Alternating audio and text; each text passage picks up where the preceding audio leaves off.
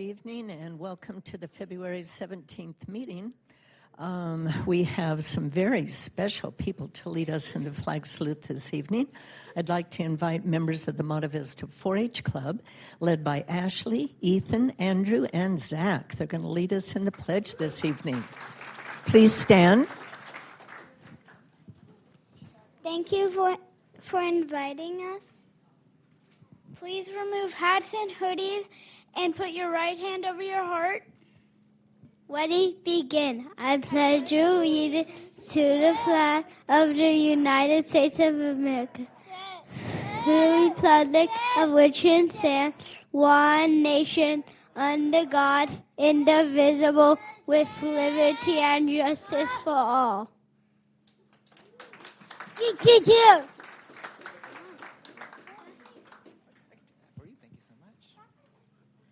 Thank you very much for being here this evening. Let's give them another hand.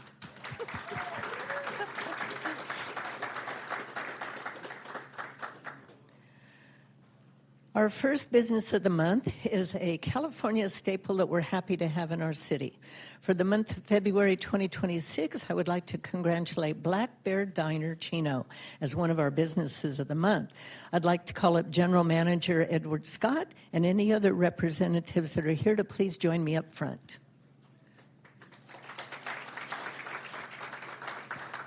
Black Bear Diner joined joined our community in 2017 and has been servicing up delicious meals and great service ever since. This restaurant has built a community of loyal customers. They're often praised for their quick and attentive service. They're committed to serving our residents however they can, often providing items for gift basket fundraisers and collaborating with the Chino Library to provide bookmarks. Their Kids Read 4 Books, Get a Free Meal initiative encourages literacy and rewards young readers. They also proudly support the Chino Valley Chamber of Commerce through their Surprise and Delight events, which include giving out free lunches to show appreciation and foster goodwill among participating businesses. Black Bear Diner appreciates that Chino gave them the opportunity to be part of a growing, diverse, and family-oriented community, exactly the kinds of people they want to serve. Please join me in congratulating one of our February 2026 Business of the Month recipients, Black Bear Diner of Chino. Please, I'd like you to please accept this plaque as a congratulations, and thank you for being here. Would you like to say? Wow, I didn't know I was going to speak today. My team left me behind, but thank you so much for the award. It means so much, being here 2 years and building with the community and just trying to do more. Come on down, ask for me. We'll give you the best service, best food, and if you're hungry, it's the place to go. Congratulations, and thank you for being here.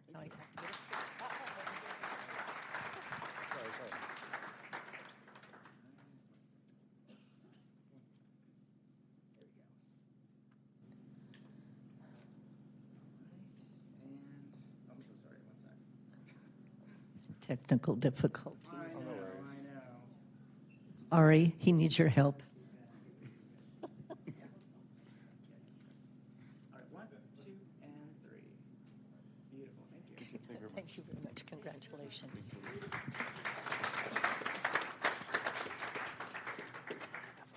Our next business of the month is committed to providing financial empowerment, exceptional service, and strong community partnerships here in Chino. For the month of February 2026, I would like to congratulate Orange County's Federal Credit Union Chino as one of our businesses of the month. Will Branch Manager Nupur Randahawa and any other representatives please join me up front?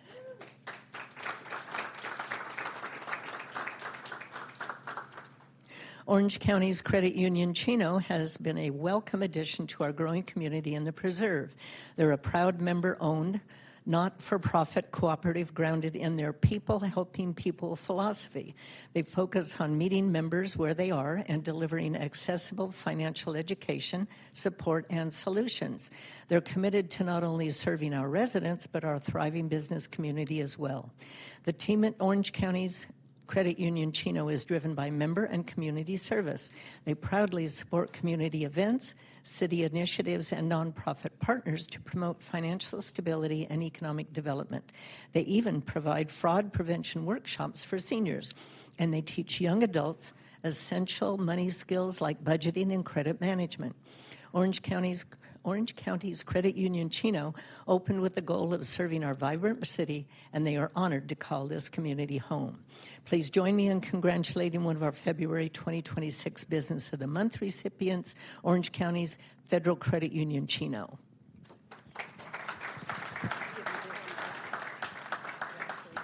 Thank you. Ooh, there we go. Yes, we do. I have a few words to say. Great. It has been approved by the headquarters, so that was very important. Let's see. Well, mainly we want to thank you. Good evening. We promise we'll keep this short. We're bankers. We usually charge interest on long speeches, so I want to start by thanking the City of Chino and our mayor for this incredible recognition. When OCCU expanded from Orange County into the Inland Empire, we came here hoping to grow, but we didn't expect to feel so welcomed by the community so quickly. We opened our doors in August 2025, so we're fairly new, so thank you. Chino has truly become home for us. This recognition reflects the hard work of our team. There's a lot more of them. They just kept their doors open today. And the trust the members place in us every single day. We're proud to serve, support, and grow alongside this amazing city. So thank you again for this honor, and we're here to serve. Thank you. Thank you very much. Absolutely. Let's give them a hand. Get a picture. Please.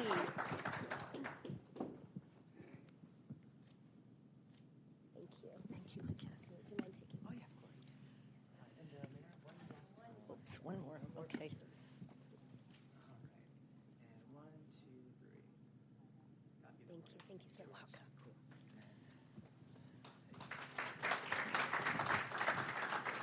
Next, we have the Mayor's Home Beautification Award. They were unable to be with us this evening, but the Jones family of Fillmore Street will be receiving all of the little goodies that we give them for Home Beautification Awards. So I think usually they put the picture up on the screen. There it is. So they will be getting their goodies later. They will.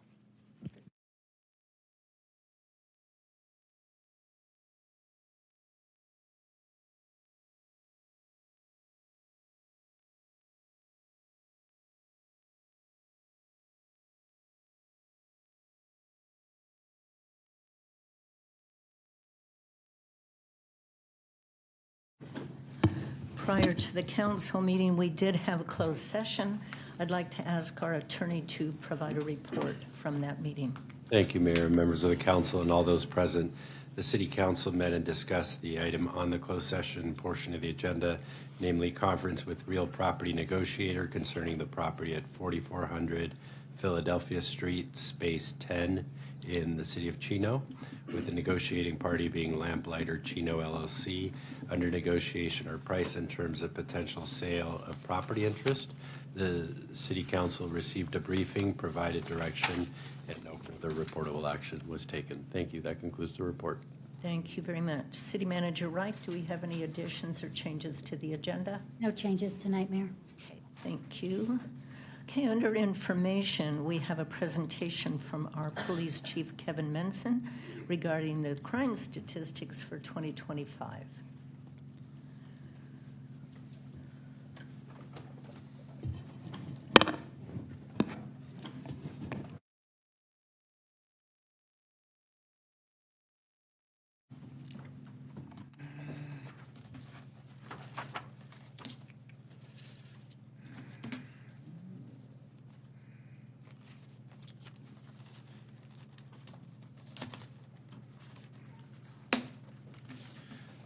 All right, get my paper situated here.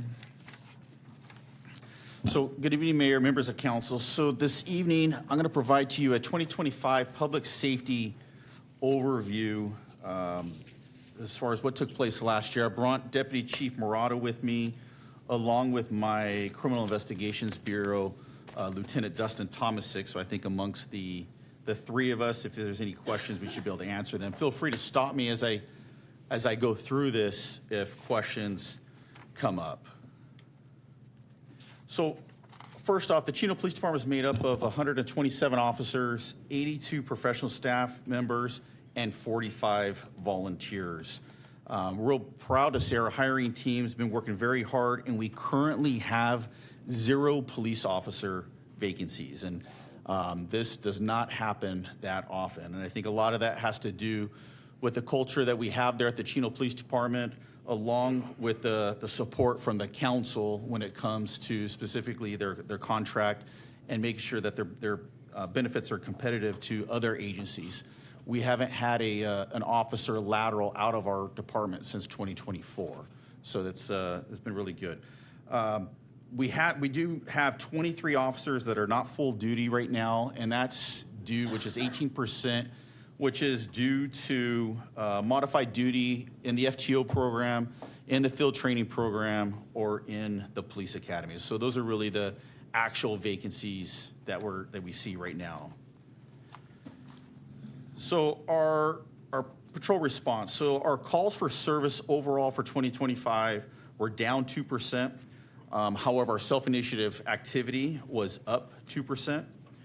Our priority 1 response time, which is our highest priority calls, went from 5 minutes and 18 seconds from 2024 to 5 minutes and 41 seconds.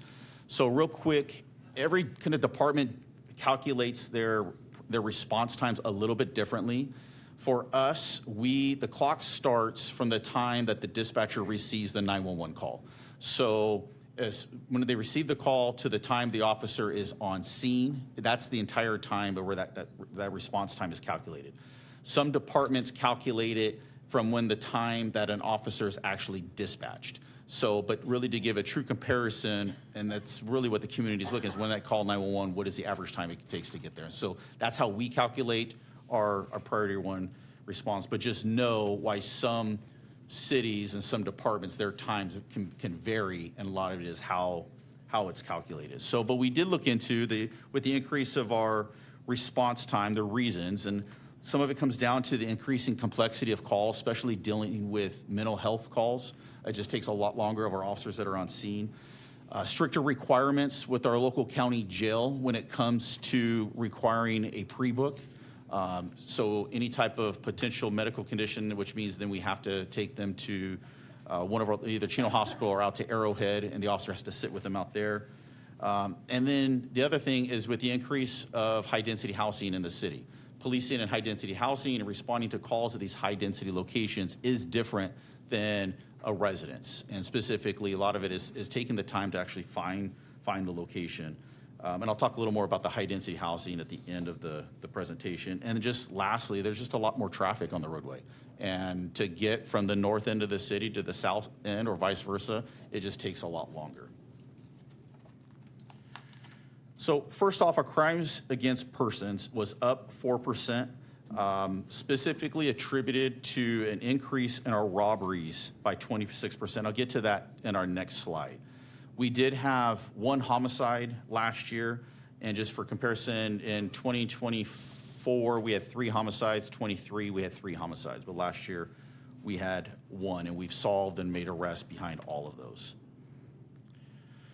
So our robberies, we had 67 total robberies. Out of those robberies, we made 64 arrests. And a little side thing, 65% of those suspects were not Chino residents. And the ones, and really what it comes down to, obviously it's a serious crime, and when we have a robbery with leads, our Criminal Investigations Bureau, this is immediately, they're involved, and we will track, if we know of the person residing anywhere in Southern California, they are all over Southern California on a weekly basis, tracking suspects down that have committed a robbery in our city. But to break them down a little bit more, 28 of them occurred at a business. So it was either like a shoplifting where the loss prevention agent went to go to detain them. There was a force or fear, which now escalated it to a robbery. Other ones was at a convenience store, whether it was a beer run or whether it was an actual, the suspect simulated or produced a weapon to the store clerk. 6 of them were online meetups, like if you go on OfferUp or Facebook Marketplace, 6 of them were those. We had 2 attempted carjackings, and 1 was of of a victim going to an ATM. So our property crime was down 4%. This is the second straight year that we've seen a decrease in our property crime. Last year was down 17%. Our auto theft was down 22% again for second year. Burglaries down 10%. Last year it was down 31%, so we're continuing to see a decline in that. Our cargo theft. So our cargo theft was down 17%. Last year we saw a significant increase. Over the past couple years, we've been seeing significant increase in cargo theft. So this past year, we reassigned 2 of our detectives where primarily they worked cargo theft. And it's a pretty complex crime, and they have to know what they're doing to be able to catch the suspects or the offenders. And it's a regional problem that's taking place all over our region, Ontario, Fontana, dealing with cargo theft. We calculated about $7 million of loss last year and recovered $3 million. Our shoplifting was down 5%, and since the implementation of our retail theft team, which remember was funded by Measure V, our shoplifting has decreased by 11% over the past 18 months. And if you remember back when we're talking about Measure V, I mean, we saw an increase of our shoplifting over, I think it was like 53%. We saw some significant increase of our shoplifting. And so, you know, with these 2 officers assigned to this team, been able to really make an impact in that crime. Our traffic unit, we had slightly fewer traffic collisions in 2025 than we did in 2024, and 30 fewer commercial vehicle collisions. We did have 6 fatal traffic collisions, which was the most we've had in a very long time. 2 of them being hit and runs. And we were trying to, I think it's been close to almost 20 years since the last time we've had a fatal hit and run traffic collision. But they were able to located both those suspects. And those were pretty complex crimes that they were investigating. It wasn't a matter of they just caught the suspect as they're just driving away. They put a lot of investigation work into it and was able to catch those 2 suspects. Out of the fatal, 3 pedestrians, 2 bikes, and 1 vehicle. Our quality of life, we continue to see success with our quality of life team. And as you can see, we just had the point in time count last month in January, and we've seen a decline in these numbers for the past 3 years. We continue to add to this team, and it's, with our officers that are assigned to it, our homeless outreach coordinators that work out of community services assigned to this team. We have 2 social workers from the Department of Behavioral Health and the San Bernardino County Probation. And so put a lot of time and resources into our quality of life. But it's not just homeless. And this is our dealing with all quality of life issues in the city. And I'll give you an example. You have a house that's having parties every weekend, and you're getting the loud parties calls. You call the police on the weekend, and you'll get a patrol response. But then we'll assign it to our quality of life team to go out there during the week when either the parents there or the homeowner make contact with them and come up with a long-term solution. And so I know we've kind of attached quality of life with homelessness, but they're doing a lot more than just that. Community engagement, this continues to be part of who we are and our culture of working at the Chino Police Department. And we continue to add to the different events, and the ones highlighted there in yellow, these are the events that we've added over the past 2 years with the Walmart Shop with a Cop. And this is different than the Make a Child Smile. This is one we did down at the distribution center. We did it for the first time this past year. We're looking to even grow that this next year. We did the Blue Envelope program, the Guardian program, the Heroes and Helpers. We got our VIP. We now have our VIP, our Volunteers in Policing program up and running. We had our Safe and Sound Safety Fair, and then, as we know, the Battle of the Badges with the boxing fundraiser for the boxing club. Update on our helicopter. So it is currently being outfitted with the police equipment down in Carlsbad. We are expected to take delivery of it by the end of about April. We're in the process of finalizing a lease for a hangar down at the airport. Once this helicopter is operational, I think we're going to see an immediate impact. And I talked about previously about the increase in our response times, and that's one area that this police helicopter is going to have a significant impact is our response times to priority 1 calls.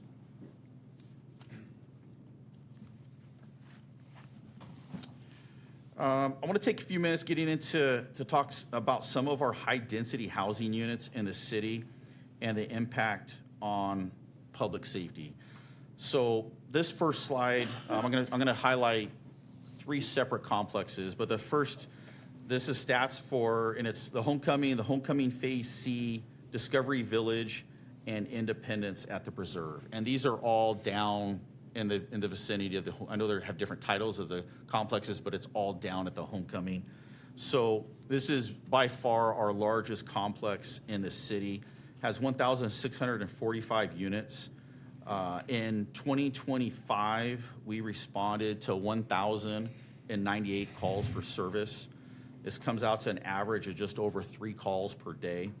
And this is all 2025 stats. I did run for this unit where are stats for this year. So from January 1 going up to this past Sunday, we've responded to 157 calls, and which is an increase that comes out to 3.41 calls per day. So we've seen the increase of the calls even just for the first month and a half. You can see there the table on the screen that has the top crime that's been reported at the complex. Proactively, so there's a thing you run, proactive stats. We were down there 184 times last year, whether it be on extra patrol, traffic stop, bicycle stop, directed patrols. That was the self-initiated times. Moving on to the Ivy at College Park. So the Ivy has 335 units. We responded to 418 calls there last year, which comes out an average of 1.2 calls per day. You can see the top crimes, pretty similar in the crime types. The child neglect is a CPS call. That's the same was the top on that one. Obviously, much fewer units down at the Ivy. Moving on to the Meadow House. So this is the last one that we pulled up. So there's 240 units there at the Meadow House. In 2025, we responded to 451 calls there, which comes out to about 1.2 calls per day. And then, again, the top crimes that were reported was the top 5 crimes that were reported are there on the right with starting again with the child neglect. That concludes my presentation. I know, like I said, I have the deputy chief here with me along with Lieutenant Tomasic to answer any questions that you may have. Yeah. Well, first of all, I want to congratulate you on the fact that you're bringing down crime overall in the city. I know a lot of people don't understand, but with the passage of some of the bills, like Prop 4757, and the implementation of no cash bail, it's pretty much gotten to the point where initially when I started working in law enforcement, if you work day shift, most of your day shift was taken up by going to Target and dealing with all the shoplifters that were arrested or detained by the loss prevention officers. Doesn't occur anymore. They don't detain anybody anymore. In fact, it's gotten to the point where they no longer even call the police. They just try to stop them. If they don't stop, they just let them go and never gets reported. And that, for some reason, is why some people in our California legislators believe that the changing of these bills have had no impact on crime when the reality is crime's out of control. So the fact that our city, if you call, we will take a report. We're not like other cities that police departments don't respond to these calls anymore. We respond to everything. So the fact that we're seeing a decrease in crime there is a testament to you and to the voters that gave us Measure V that enabled us to implement this shoplifting task force.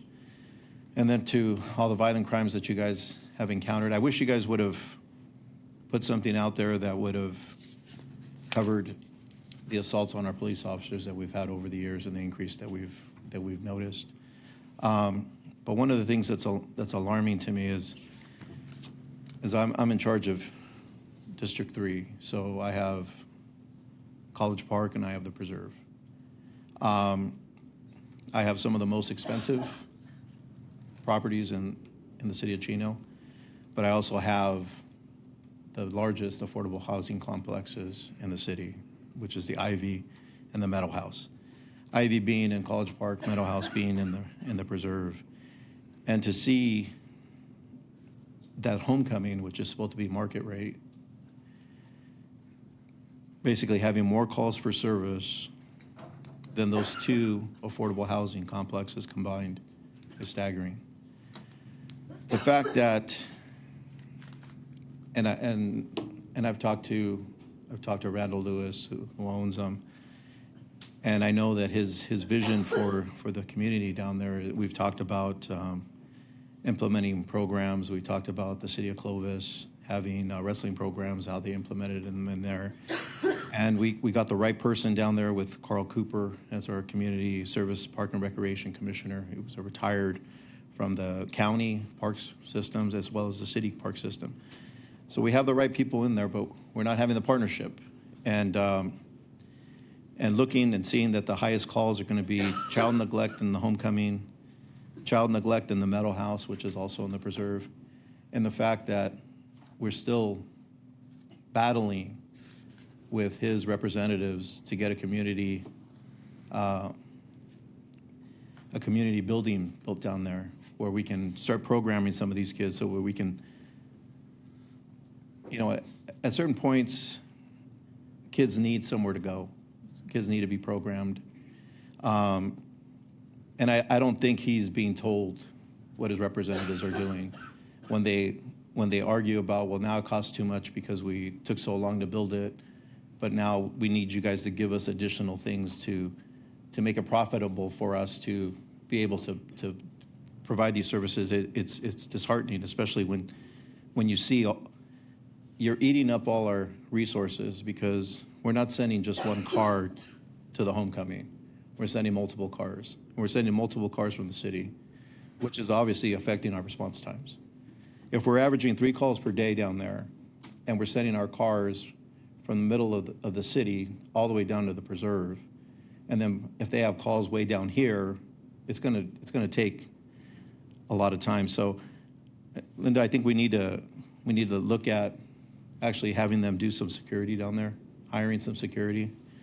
I think we need to meet with Randall and not just his representatives and talk about what we can do to program down there. How can we start getting this community center built? How can we get this library built so that these kids have somewhere to go? Because I'll tell you, I think it was last year, and I went down there during a 3-day weekend when there was no school. And then you went to the park down there right behind the Meadow House. It was completely packed. And there was a lot of kids down there with really nothing to do. And when you have a growing community with kids not having anything to do, then they start becoming mischievous. And the fact that we don't have anything down there is wrong. And the fact that our master developer isn't helping us program this area down there is wrong too. So I would suggest you guys come up with some recommendations for our staff, whether it's private security on their side, whether it's maybe they're leasing to the wrong folks down there. Because all I see when I look at the Preserve page is, oh, here's another incident in Homecoming. And it's almost to the point where I hear, hey, it's not the Preserve, it's Homecoming. And we don't want a community where the residents look at a high-density apartment complex and look at it negatively, because then it spills over to the kids when they go to school. They go to the same schools, and then it's going to start impacting them there. And I don't want a group of kids to be blamed for everything just because they live in a certain area. So I need you guys to come up with some creative things, how we can clean those complexes up, because obviously there's a problem. No complex should have 3 calls a day. Nobody should. And it shouldn't drain our resources to that point. And we need to come up with some better solutions. We need to meet with not just the representatives that come here and ask us to make concessions, but actually the owner, who I know has a different vision for his developments. And I don't think his vision is being carried out by his representatives. But other than that, I applaud you guys with the work you guys have done. I look forward to the helicopter because, as we all know, the helicopter will be a force multiplier. And just, it's staggering to see that you guys got no vacancies when everybody else has vacancies. So hats off to you guys. And I will say this, when I did meet with the union from the fire department, and I told them that when we did recent polling, the police department came up as a higher polling numbers than the fire department, which was, even the consultant says he's never seen before. But my hat's off to you guys. Thank you. Yeah, thank you, Councilman Lucio. So I think I have Lieutenant Tomasic here who can talk a little bit more because it's him and his team that has actually been down there. We've had the neighborhood watch meetings. Probably could talk even more and even emphasize the challenges that we're having specifically when it comes to our juveniles. So that's one. So specifically with our community relations unit, they partner a lot with the quality of life team that the chief mentioned, and then my team in the Criminal Investigations Bureau. They've held neighborhood watch meetings down in the preserve at the homecoming. We held 2 of them last year, one in June and one in November, and those were due to a notice increase in crime. So we've seen the calls for service coming, we've seen the extra crime. In order to combat that, we had neighborhood watch meetings where the community came out and attended. Some of the concerns they brought up were exactly what you said. With regarding security, they want security in the complex. Staff at that point wasn't willing to accept the security request. They basically said, hey, we have some on-site maintenance crew members that go around at night, fix things, and they're kind of like our security. So kind of one of the things that we brought up to their attention. Camera access, we've been able to get some of the camera access. We got all the access to the main property. We're working on gaining the other properties. It's a little bit of a slow process, but we're working on getting the rest of that. And like you mentioned, with the summer months and the evenings, the weekends, the late hours, we see an increase in crime that happen or calls for service that happen related to the juveniles. And that's simply because they're out there later hours, they're not having school the next day.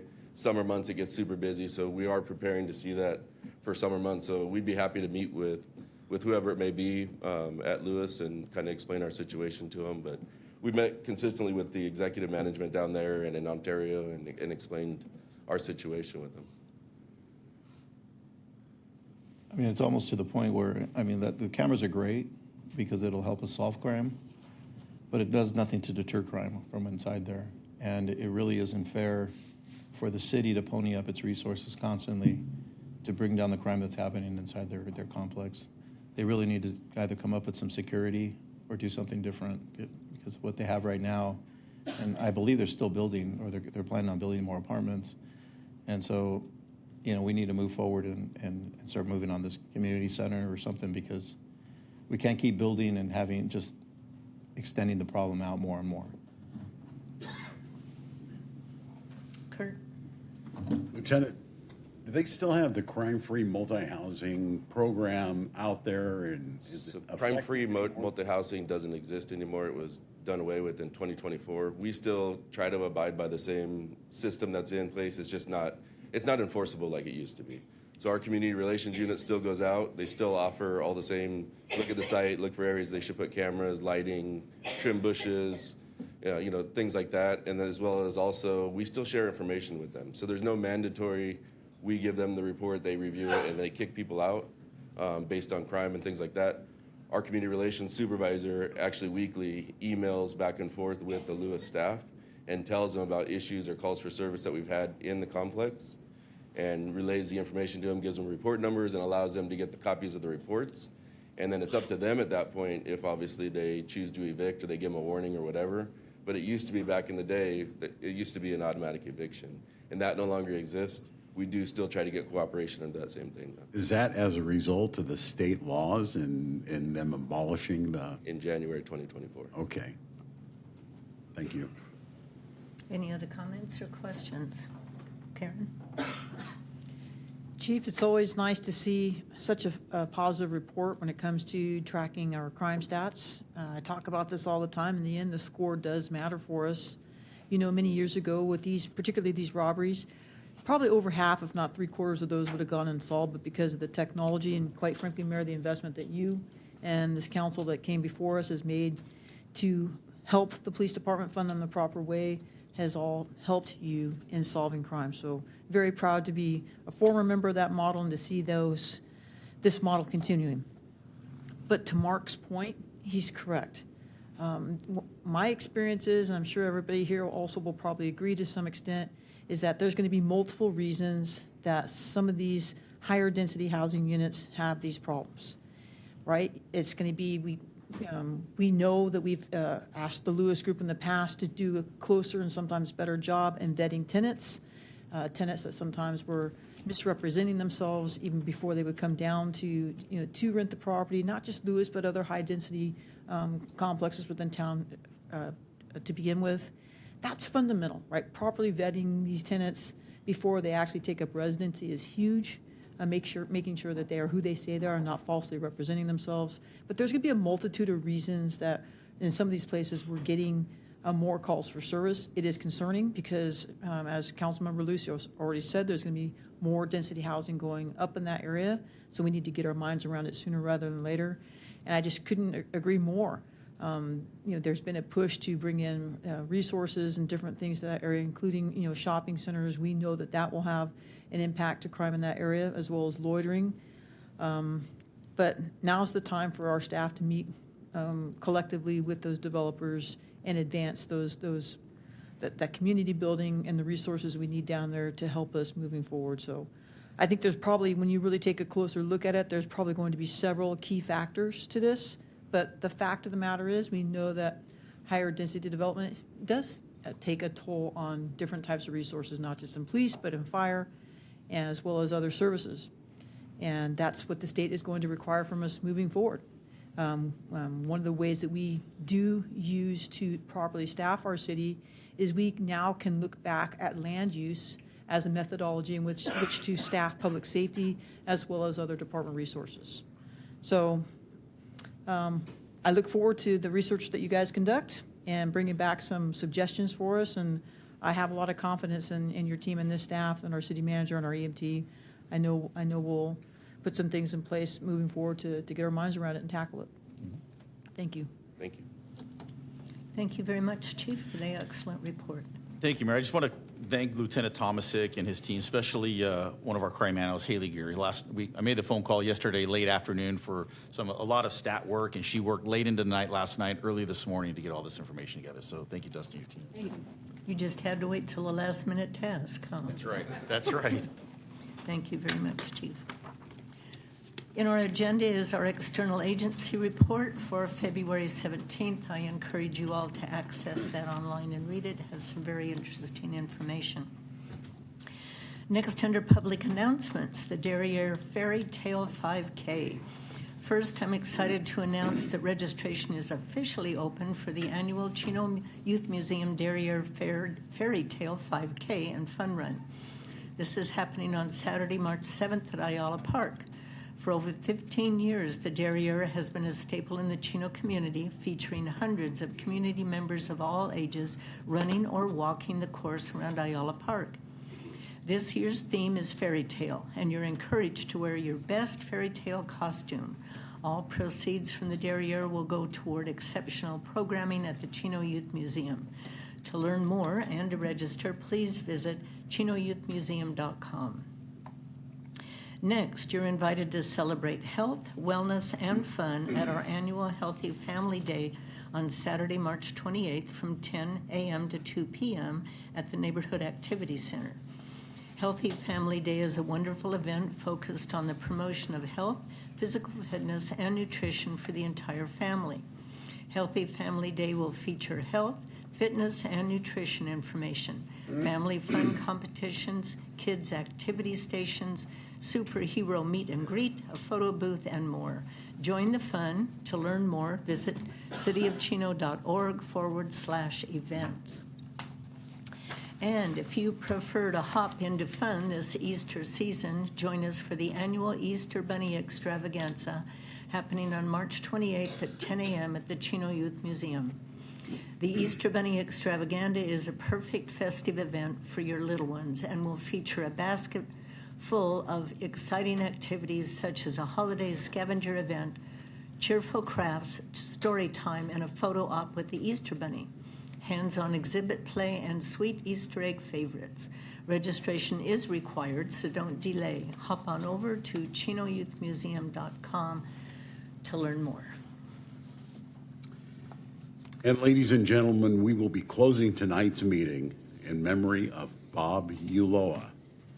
Bob was born on August 14th, 1938, and had called Chino home since 1979. He was married to Mary Ulloa for more than 50 years, having recently celebrated their golden 50th wedding anniversary in June 2025. He was a devoted husband, father, and grandfather, and he was a steadfast supporter of Mary Ulloa throughout her more than 40 years of service to this community. Many of us remember seeing Bob at community events, sitting proudly beside the mayor, offering quiet encouragement and unwavering support. His presence was steady, gracious, and kind. A veteran of the United States Navy, Bob worked at General Dynamics for more than 30 years. He was deeply committed to public service, having served as a field representative for former San Bernardino County Supervisor Larry Walker and the late State Senator Ruben S. Ayala.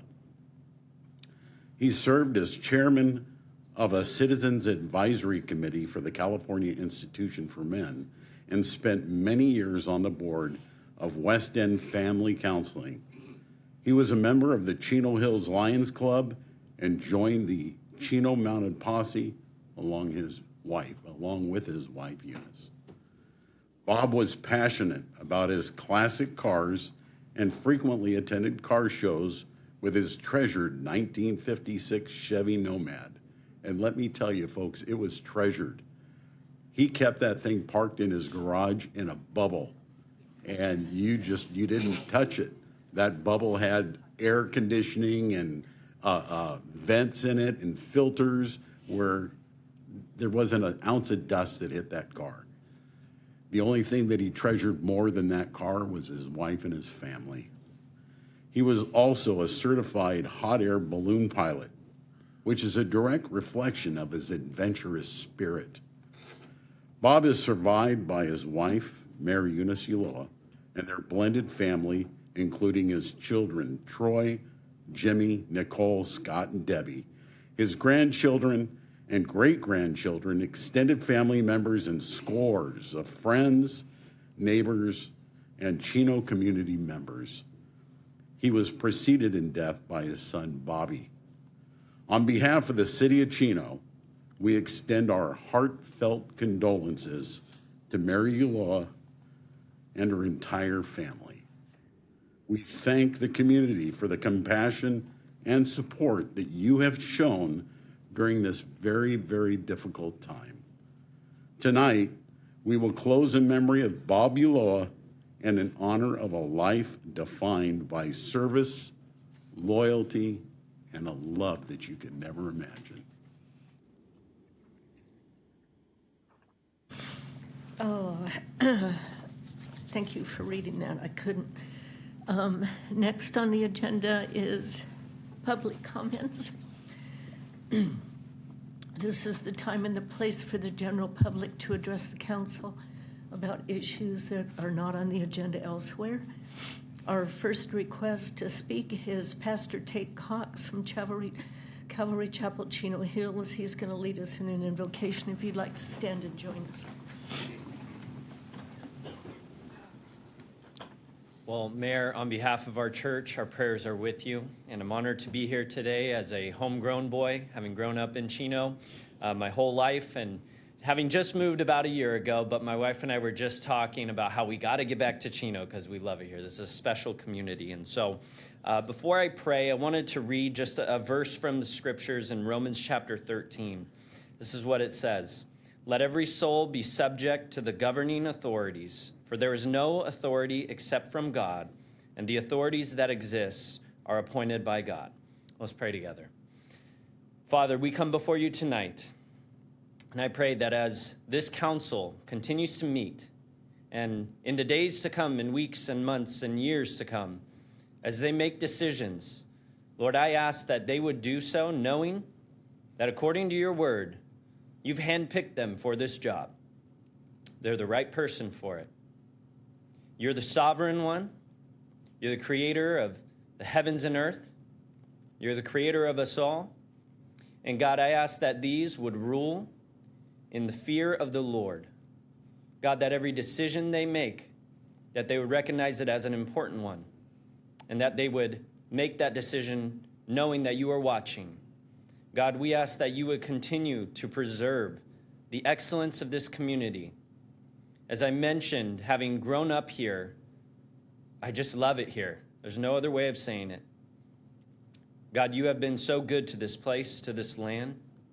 Lord, we pray for your continued comfort upon our mayor and your peace in this difficult time.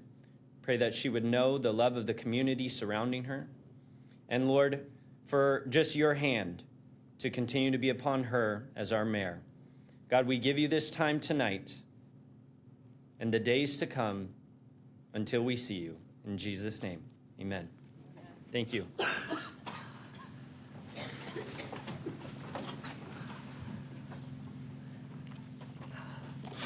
Our next written request to speak is Melissa Campani from Supervisor Hagman's office.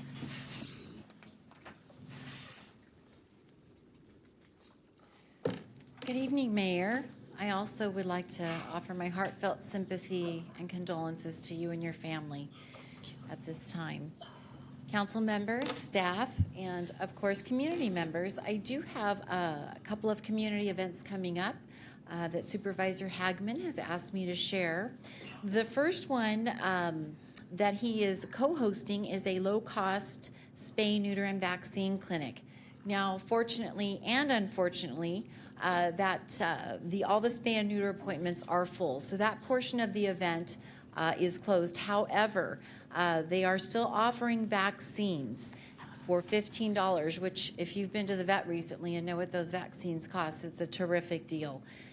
The vaccine appointments, it's a walk-in clinic for the vaccines from 10 a.m. to 2 p.m., February the 22nd, and that will be in front of Supervisor Hagman's Chino Hills office, 14010 City Center Drive in Chino Hills. So this is open to the residents in the cities of Chino, Chino Hills, Montclair, Ontario, and a portion of Upland. And this is a wonderful event. I know that most times the county does assist with these events. It's really for unincorporated residents. This time it is for all of the cities in the 4th District. So we're very pleased with that and hoping we have a terrific event and possibly do some more. We're looking forward to that. I mentioned last time that Supervisor Hagman is inviting you to be part of the solution on a county commission or board. There are several county commissions and boards groups that you can find on the Main County website. Right now, at this time, Supervisor Hagman is accepting applications from 4th District residents for behavioral health. If you would like, you can always call our office locally for a little more information, but I do have a county phone number. It's 909-387-3961. There is a QR code. We tried to get it up on the big screen tonight. We'll try again for next time.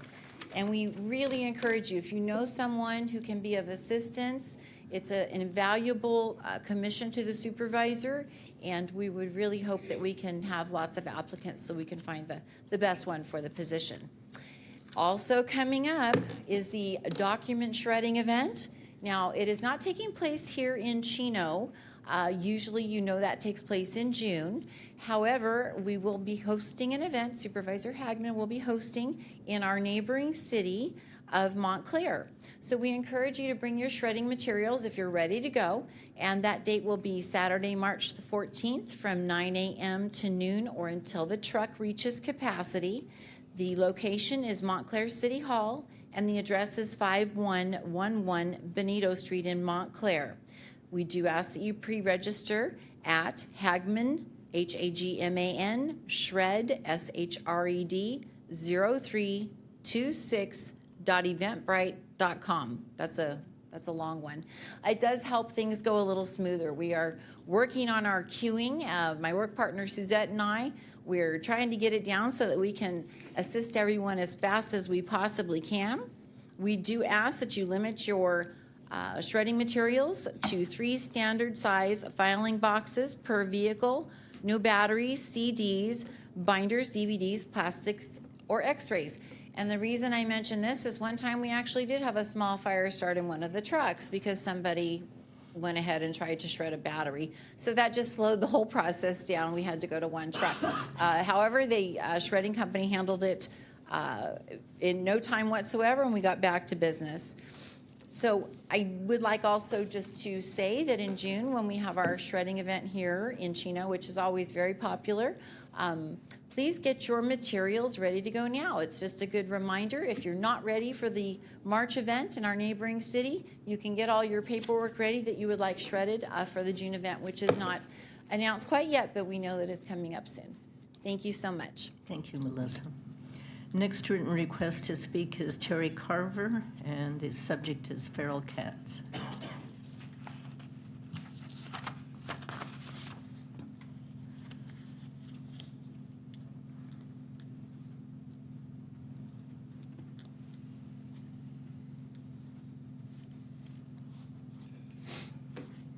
Good evening, Mayor, and our sincere condolences go from our feral cat group to you and to myself and from myself. Good evening, everyone. I'm from our local feral cat friends group, and we've been servicing Chino for about 2 years, TNRing our feral cats to lessen the population. Which possibly could mean in 7 years that 84,000 to 120 kittens will not be born in our city. But we are having problems with reduced sites in order to TNR and the rising costs to perform it. So we do need your help, if possible, to let us continue what we're doing. If not, the population is going to continue to grow exponentially. So we need your support. I'm also here tonight because of concerns with ARC. I see residents, Facebook, Nextdoor are all posting concerns about dirty cages, lack of water, euthanasia rates up to 50 to 60%, difficulties in acquiring TNR appointments. Cats are having 3 and 4 litters before they can get TNR'd. No barn programs for unadoptable ferals, which means they are euthanized, and updates on adoptions. We as Feral Cat Friends have been volunteering at ARC, cleaning kitty boxes. We find that there's 60 cages for the cats, but in the last few months, we've only seen 11 to 17 actually out on display, and that concerns us. We also have experienced that there's no screening of surrenders, owner surrenders. There's no barn program for the unadoptable, which and an extended request for fosters rescues are desperately needed. Possible solutions. We need to see if they can extend the visibility, additional programs, expanding the reach out to residents for volunteers, rescues, foster programs. All the cities need the support. We are currently reaching out to each of the cities under ARC, offering our help to start a TNR program and asking for support for them to support ARC in educating the residents of the important and positive sides of TNR, to help with fundraisers and exposures on the ways to make our shelter of its needs to be successful. The cities of Upland and Rancho Cucamonga have a huge resident support system that really make them stand out. Our residents need to know what they can do to help instead of complaining.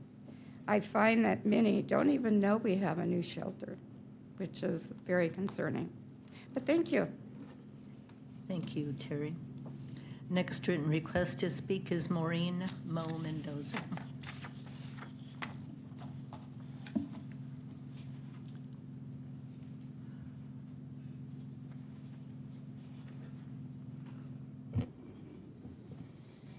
Okay, I'm a resident of the city of Chino and an advocate for the animals housed at the Animal Resource Center, known as the ARC, formed through the Joint Powers Authority, JPA, in which the city of Chino participates. This letter serves as a formal demand for written clarification regarding serious concerns I have repeatedly raised in public comment and written submission. To date, I have received only one written response, despite multiple letters and statements before this board. That lack of written accountability is alarming when lives are at stake. These animals do not have a voice. We are supposed to be that voice. Healthy animals are being euthanized due to space limitation, staff shortage, and operational failures. They are labeled behavioral, kennel stress, or illness. Yet anyone can walk through the ARC and see that many are healthy and adoptable. The path from intake to euthanasia is visible, and the statistics confirm it. Through multiple public records request acts, which I have done through the City of Ontario, and you can access them, the numbers are clear and documented. This is not speculation. The community was promised a stronger, larger, state-of-the-art facility. Instead, we have a system where an animal's survival depends almost entirely on immediate adoption, a private citizen stepping in, or a rescue. Otherwise, the outcome is death. You are aware of Maverick's case, the dog Maverick. At the January 28, 2026 ARC meeting, I publicly and by written letter requested a foster extension. The written request asked for a I asked for a response within 5 working days. No written response was provided. On February 11th of 2026, I was informed by Clint, the executive director, that if a rescue did not formally pull Maverick, he would be euthanized. Later that same day, I received a written notice terminating his foster placement effective the end of February, effectively setting a deadline for his life, which means death. During Maverick's foster placement, ARC incurred no financial liability. I paid for his food, training, equipment, and his care. There was no physical burden to any city under the JPA, yet euthanasia remained the proposed outcome. Silence and inaction do not shield the city of Chino from accountability. As a governing JPA member, you share responsibility for every preventable death that occurs under ARC's authority. I have also submitted written requests that ARC board members at ARC board meetings be recorded for transparency, and that quarterly statistics, including intake, euthanasia, foster placement, and outcomes, be agendized for public review on the ARC agenda and the City of Chino agenda. I have received no written response back from this City Council meeting or ARC. The crisis stems from unfunding and from opening a facility without sufficient veterinarian staffing, behavioral resources, enrichment programs, and operational capacity to operate humanely. The animals are paying for those operational failures. Under the Handing Act, shelters are required to provide meaningful opportunities for adoption, rescue placement. An animal cannot simply be labeled and euthanized without proper evaluation, documentation, and general efforts toward placement. I am requesting a written response explaining why euthanasia due to space and operational limitation continues, why prior transparency requests have not been addressed, what corrective measures the City of Chino as a JPA member is taking to ensure humane compliance, oversight, and adequate funding. This letter is to be entered into the official minutes. Accountability is not optional. Transparency is not optional. Humane treatment is not optional. The animals cannot speak. I will continue to speak for them, and I will not stop insisting on full compliance with the Hayden Act and the ARC receiving the necessary funding they need to operate humanely. And before I wrote this, after I wrote this, I was given notice that, thank God, Priceless Pets, Lisa Price, did pull Maverick. And because of her humane outreach towards Maverick's dog trainer, Tom Fisher, actually initiating this, he and her made it possible for Maverick to live, or otherwise he would have been euthanized. And did he deserve it? No. And did anybody help in this matter? Everybody that's under the JPA, every city council, every mayor got those letters that I sent. And only one person talked to me about that letter. No action ever came about it. Nobody did any interference whatsoever. So I'm upset over this, and I'm really upset over the euthanasia numbers. Paul Leon kept saying it was going to be a non-kill shelter, and it's not. It's actually a kill shelter. I would like you to give your notes to city staff so that I can make, you did give it to them. I will tell you that there were calls made and there were people that intervened that you don't know about, Maureen. Okay, those are the only written requests to speak. Is there anyone in the audience that would like to address the council on any item that is not on the agenda? Come up, please, sir. Hello, my name is Brian Yonan. I'm an environmental inventor. I invented the emissions control systems on all vehicles. My device significantly changed the environment. But however, I came here because I wanted to ask about my point of contact at the Air Resources Board. Told me that their staff members are in the records department, and that's why I was coming down here to talk to you guys. And then I came in here and it stumped me. It was like a year ago, and one of my court cases with the Air Resource Board, their attorney was that guy right there, but his name was not. I mean, I have a face recognition thing. That's the one thing I'm good at. But I don't know why Mr. Galiante was Ross Hirsch in for the Air Resources Board in Los Angeles. There's just a lot of questions I have. I don't know who to ask. I also came here to tell you that the Monte Vista Water District has been taken over by the Air Resources Board. 2 years prior to 2019. However, there's like a silo every mile and a half, and that's where Air Resource Board was actually mixing the COVID-19 in those silos, and they were spraying them out of the tracks.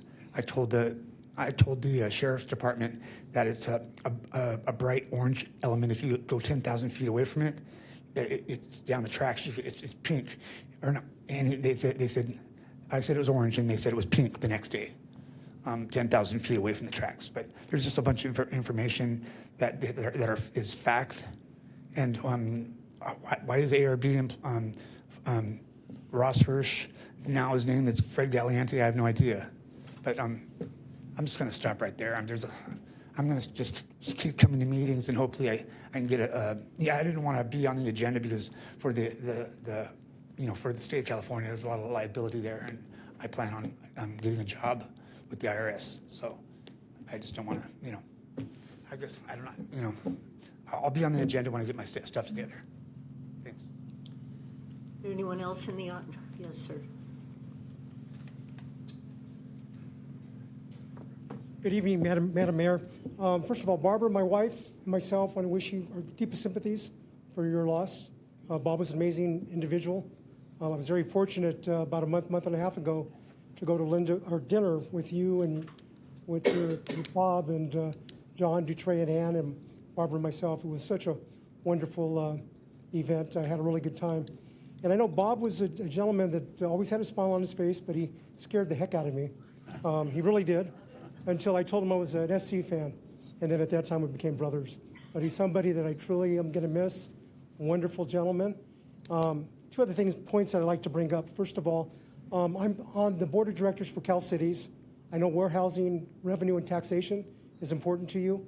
I'm going to be getting some talking points for the meeting on Thursday and Friday, and I will share them.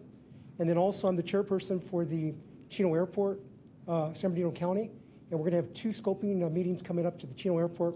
We'll provide the information to you. But again, Eunice, my heart to you and your family. Thank you. Ray.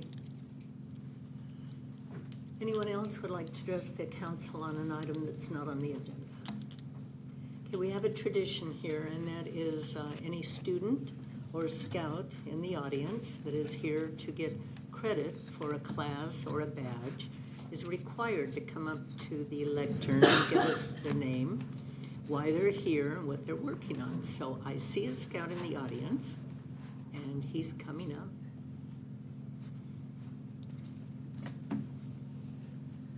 Hi, Mayor. Hi, Mayor. My condolences to you. My name is Matthew Kane from Troop 202 here in Chino, California, a few blocks away. At the Chino United Methodist Church is where our troop is out of. And thank you for, so I could come to this meeting and to work on my communications and citizenship community merit badges. Thank you very much for being here. I told him if he didn't have the nerve to come up, we had officers that would escort him. So I think he's a bit nervous. Thank you for being here. And his dad is David Kane, who used to work for our city. David's here with us also. Is there anyone else in the audience that would like to address the council? Okay, seeing none, we'll move on to the consent calendar. I am going to pull item number 2, although I was told it's not necessary because I missed those meetings. We need a verbal motion and a second for the balance of the consent calendar. I'll make the motion. Motion from Mayor Pro Tem Burton, second from Councilmember Lucio. Please vote.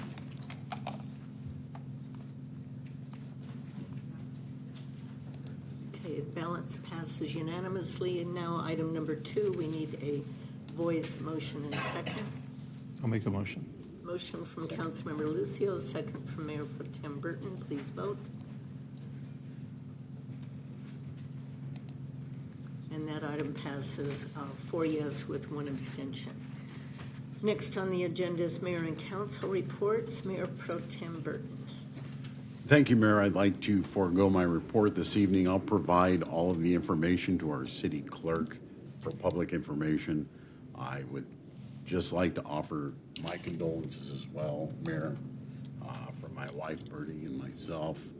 I know your loss is tremendous, and we are here for you and the entire Uloa family, and we're just very, very sorry for an incredible individual like Bob to have to not be here anymore. But I can tell you, Bob is in heaven, and he's enjoying his time probably up there right now watching SC games, and we're very, very sorry, and we're here for you, Mayor. Thank you very much. And that concludes my report. Councilmember Comstock. Thank you, Mayor. I'm also going to forego my report tonight and just offer my deepest sympathy and this council and this community support to you, Mayor. I hope you know how well loved and respected both you and Bob, particularly Bob, was in this community. For a period of time when I was still working, every time I saw Bob, one of the things he would say to me is, "How's my favorite police officer?" And I always appreciated that about him.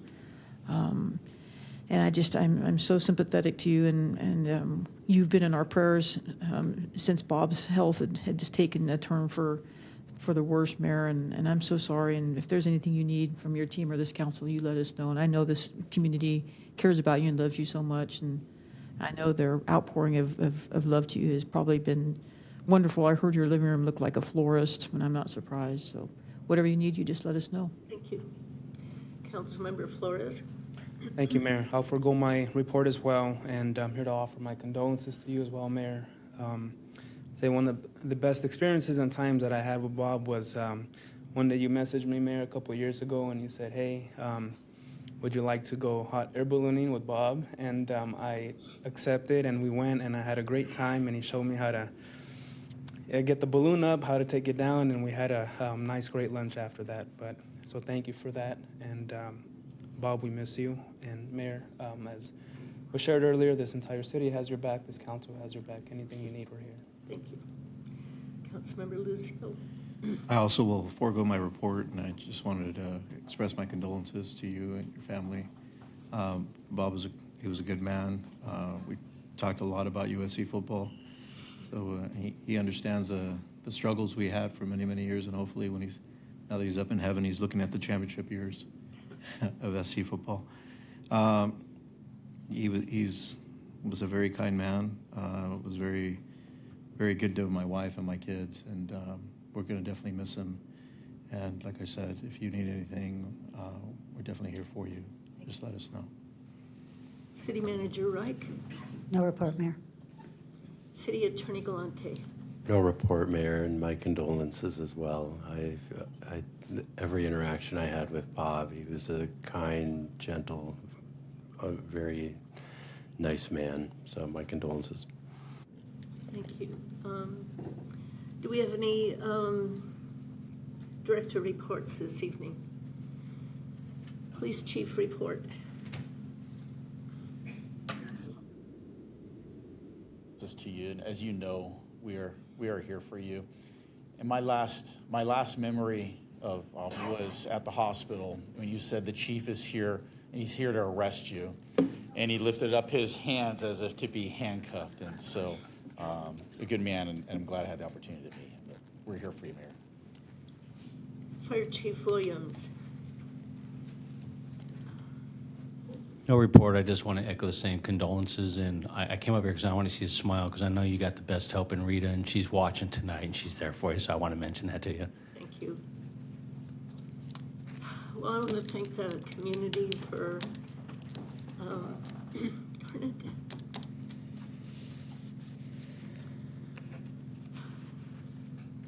for all the care and outpouring.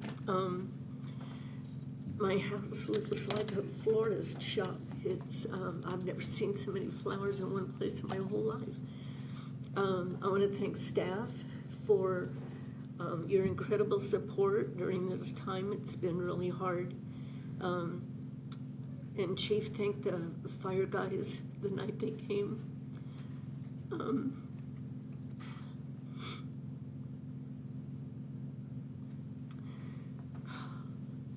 They were very kind.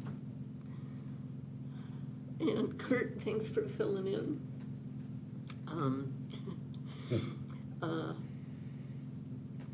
I know you did a good job because I listened to some of the meetings. And your radio voice does you well. But yeah, Bob, he was a really, really good guy. And he did scare people to death, which to me was so funny because he was just this big, lovable bear.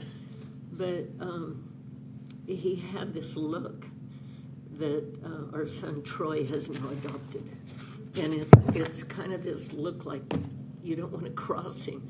And yet he was the biggest, softest hearted person in the world. He would have done anything for you, but he just had this stern look sometimes. And I know when we were at General Dynamics and we got married, quite a few members of his family worked there, and we had badges. And when we got married, you know, my name changed, and people who didn't know who I married would say, "Oh, you married one of the Aloas?" I said, "Yeah." They'd say, "Which one?" I'd say, "Bob." And they'd go, "Whoa." And I'd say, "He's just a big teddy bear." And this one guy said, "He's a bear, but he's a grizzly bear." He just was a super guy. And one of the last things he said the night before he passed was that he had an incredible life and had no regrets and was thankful for everything that he had. Pastor George Sasso had led him to the Lord about 6 weeks before he passed, and it took cancer to crack that man's resolve and get him to finally soften. But he did, and that was one thing that just scared me to death, is that we would lose him without that commitment, and he did make it. So I know when he drew his last breath, I know that he went to heaven. Anyway, so with that, we are adjourning this meeting in his memory. And our next regular meeting will be held on Tuesday, March 3rd at 6, with closed session starting no earlier than 4. With that, we are adjourned.